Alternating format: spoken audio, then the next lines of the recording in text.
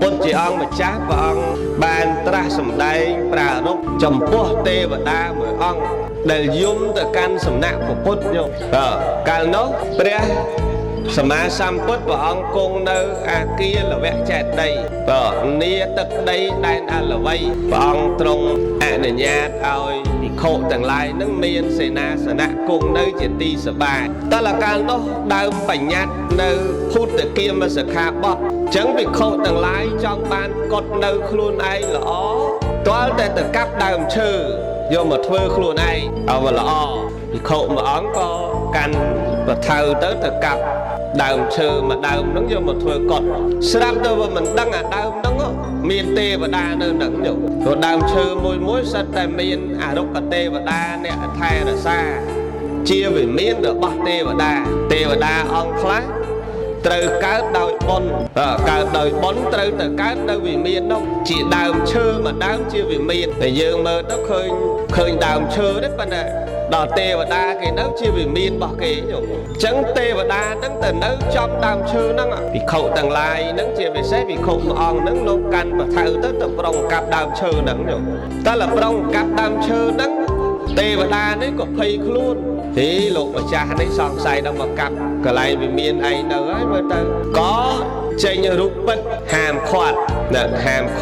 ចំពោះលោកម្ចាស់ភិក្ខុហ្នឹងកុំឲ្យកាប់ដើមឈើហ្នឹងប្រាប់លោកម្ចាស់មេត្តាអនុគ្រោះសុំលោកម្ចាស់មេត្តាកុំកាប់វិមានរបស់ខ្ញុំកណាអីព្រះអង្គភិក្ខុហ្នឹងតែទេអាត្មាមិនកាប់វិមានរបស់ទេវតាទេអាត្មានៅអត់ទីជំរកដែរ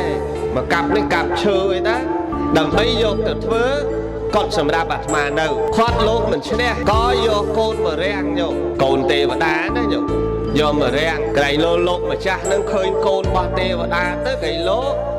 លោកលែងកាប់ស្រាប់តែយកកូនមកដាក់មុខកន្លែងដើមឈើហ្នឹង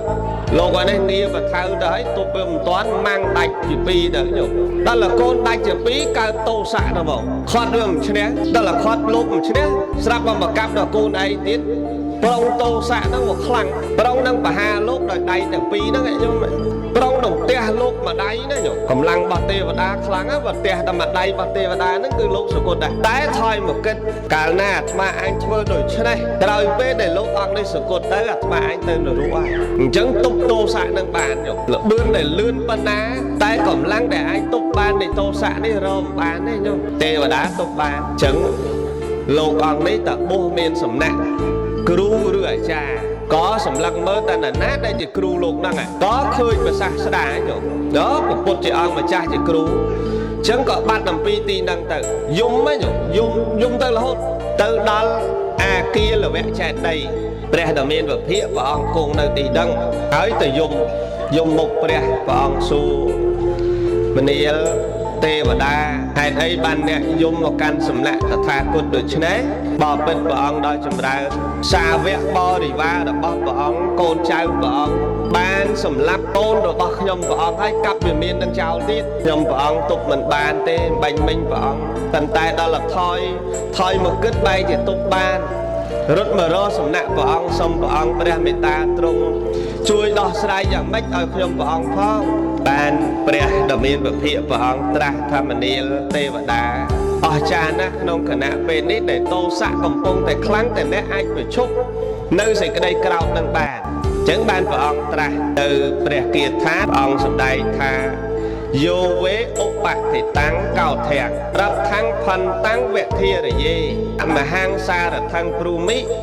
រស្មិគាហោអ៊ីតរោជាណូ